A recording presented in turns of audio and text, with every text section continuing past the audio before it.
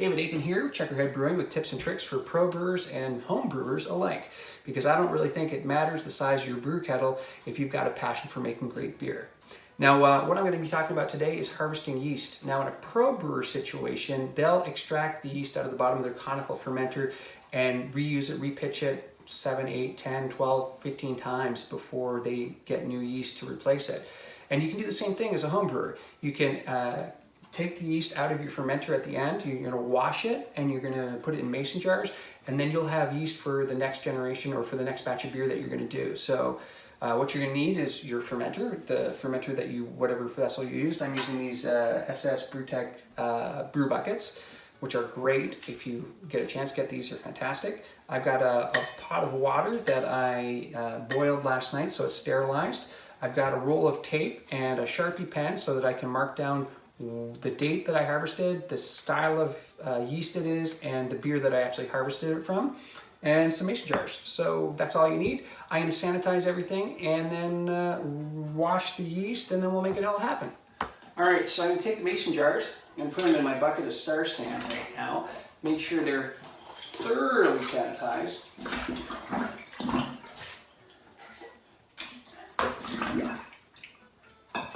Take the lid off the fermenting bucket.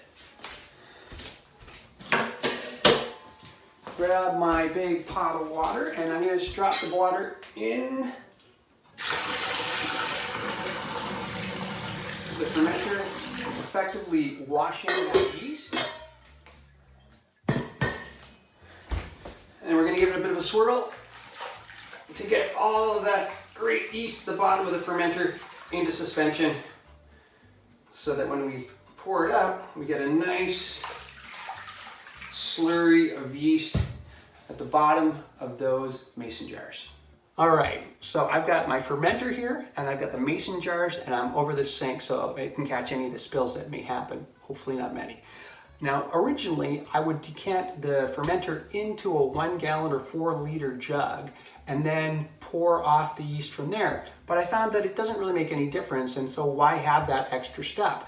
I'm simply going to go from the fermenter into the mason jars, then put the lids on, wash them, clean them up, and then put them in the fridge. Let's make this happen. Now, I always like to leave a little bit of space at the top of the jar so that it's not full.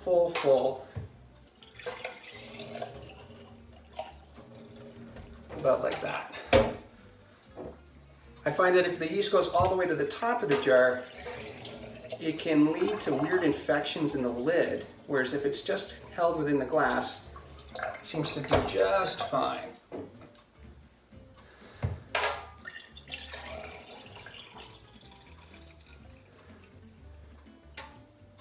Great.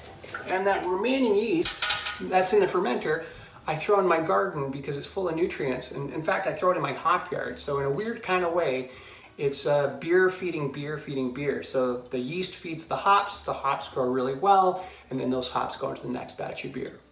Lids on next.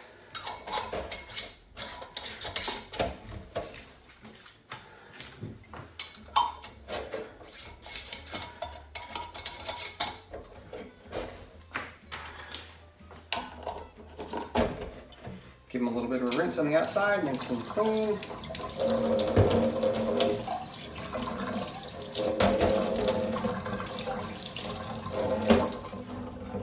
Grab another microfiber cloth, wipe them down, and then get ready to label them.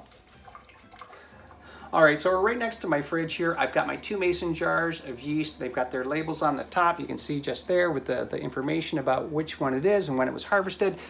And I'm going to throw them into the fridge now along with the other yeast I keep. Now, you can start to see already that the yeast is starting to settle to the bottom. And when you let it sit in the fridge for a while, what ends up happening is you end up with a really nice solid yeast cake at the bottom and a lot of clear liquid at the top. And that's the yeast that you're going to use for your yeast starter and your next batch of beer. It's really not that hard. You can, reuse yeast again and again and again. Some people ask about the viability of how long this yeast will stay viable. Well, they got beer bottles from the bottom of the ocean that have been there 100 years that have yeast sediment in it, and then they're able to regrow that yeast. So to me, you're easily good for 6 months to a year. It may take a little longer for that yeast to get active when you do make your starter, but the viability of the yeast, I mean, it does go down over time. You don't get as much of that healthy yeast that's still there, but if you're patient, you can still spin that yeast up into a good yeast starter and use it for another batch. Again, the sooner you use it, though, the better off you're going to be. So harvest it and use it as quickly as you can, and have a great brew day. I'm David Aiken, Checkerhead Brewing. Thanks for watching.